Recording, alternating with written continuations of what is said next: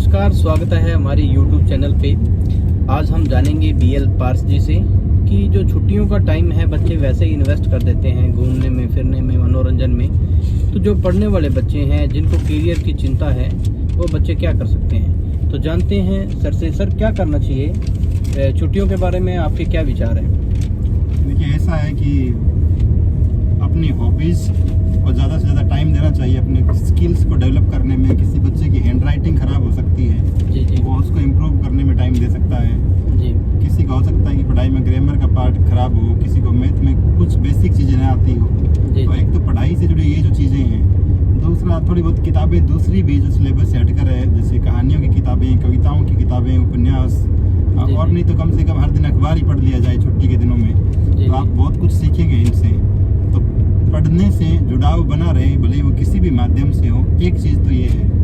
जी। दूसरा, चूँकि social media का दौर है और बहुत सारे बच्चे जो है वो कनेक्ट रहते हैं मोबाइल से, यूट्यूब से, तो ऐसे में ये ज़रूरी है कि आप मोबाइल पे यदि यूट्यूब भी देख रहे हैं तो उन चीज़ों को प्राथमिकता से सर्च करके देखें जो आपके करियर से जुड़ी हुई है, जो आपके एजुकेशन से जुड़ी हुई है, जो अल्टीमेटली आपको मोटिवेट करती हो, बजाय इस बात के कि टाइम पास कर रहे हैं, टाइम किलिंग कर रहे हैं। जी। तीसरी और महत्वपूर्ण बात ये है जो छुट्टियों में करी जा सकती है, वो ये है कि कुछ चीज़ें सीखी जा सकती है। जैसे आप किसी गेम्स में अपने आप को स्किल्ड बना सकते हैं, आप रिसर्च का कोई काम कर सकते हैं, या फिर कम से कम और नहीं तो अपने आस पड़ोस का जो माहौल है वहाँ पे बच्चों की दशा कैसी है, वहाँ पे महिलाओं की दशा कैसी है, वहाँ पे नशा करने वाले लोग, उनके व्यवहार में और जो नशा नहीं करते उनके व्यवहार में क्या अंतर है, इन सारी चीज़ों पे आप थोड़ी सी रिसर्च कर सकते हैं। आप बहुत कुछ सीखेंगे।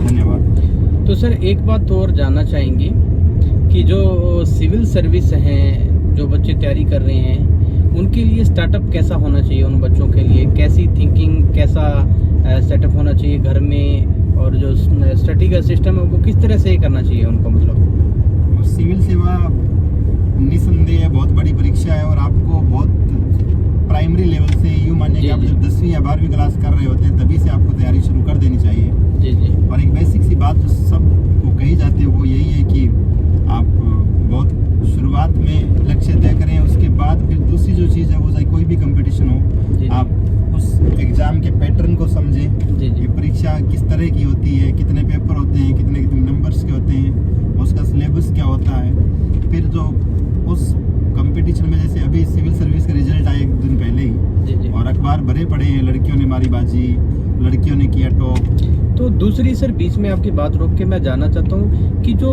प्राथमिक कक्षाओं के जैसे 11th, +2 और 10th के जो मार्क्स हैं, क्या इसमें वो मायने रखता है कि वो परसेंटेज ज़्यादा होने चाहिए एज ए कंपटीशन के थ्रू? जैसे बहुत ज़्यादा फर्क तो नहीं पड़ता है, और ऐसा कोई नियम भी नहीं है कि आपके इतने % होंगे तो आप IAS या IPS या ऐसा कुछ बन पाएंगे। जी। लेकिन ये ज़रूर है कि जो बच्चे इंटेलिजेंट हैं, जिनके नंबर अच्छे आ रहे हैं, इसका मतलब ये है कि उनका बेसिक लेवल अच्छा होगा, वो बाकी बच्चों की बजाय चीज़ों को जल्दी अडॉप्ट कर लेंगे। लेकिन ऐसे भी उदाहरण देखने को मिलते हैं जब किसी की 10वीं में सप्लीमेंट्री आई थी, कोई 12वीं में फेल हो गया था, उसके बाद भी लगातार मेहनत करके कोई व्यक्ति, क्या रीज़न है वो सर, IAS बन जाता है? वो रीज़न क्या है? जैसे उन बच्चों का एक ही है, इस सारे मामले में आदमी के समर्पण पर निर्भर करता है सब। जी।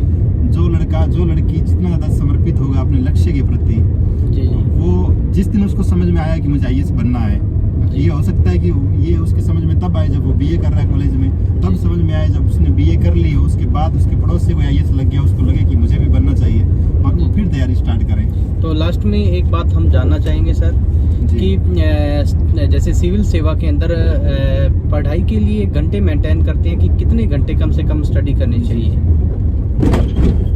इसके बाद में आपकी बात को विराम दूंगा। तो घंटों का कुछ नहीं है, मेरा तो व्यक्तिगत रूप से ऐसा मानना है कि आप जितना टाइम अधिकतम दे सकते हैं, हो सकता है कि आज आप 3 घंटे पढ़ पाएँ, कल आप 6 घंटे पढ़ लें, अगले दिन 8 घंटे पढ़ लें, किसी दिन 12-14 घंटे भी पढ़ लें, और किसी दिन 2 घंटे भी नहीं पढ़ पाएँ, कभी घर पे गेस्ट आ गए हो, कभी आपको बाहर जाना पड़ गया हो। लेकिन जितना वक्त आपको मिल रहा है उसका अधिकतम सदुपयोग करें और ठीक ढंग से पढ़ाई करें। घंटों की बजाय ये ज़्यादा महत्वपूर्ण है कि आप जितने वक्त पढ़े वो ठीक से पढ़े या नहीं पढ़े। तो बहुत बहुत धन्यवाद सर का। ये सर हैं BL पार्स, जो कि हरखे वाला गांव से बिलोंग करते हैं। अभी तत्काल इनकी पोस्टिंग है फलोदी के अंदर एज ए इंग्लिश लेक्चरर, जो कि अभी वाइस प्रिंसिपल बने हैं। तो बच्चों, आपको जानकर बहुत कुछ सीखने को मिला होगा। तो मैं भी यही चाह रहा हूँ कि आप छुट्टियों के अंदर इन छुट्टियों का सदुपयोग करो और अपने करियर के लिए जो आपने जो रास्ता चुना है उसमें जो सर के द्वारा बताई गई बातें हैं उनको गौर से अमल करें उन पे। धन्यवाद।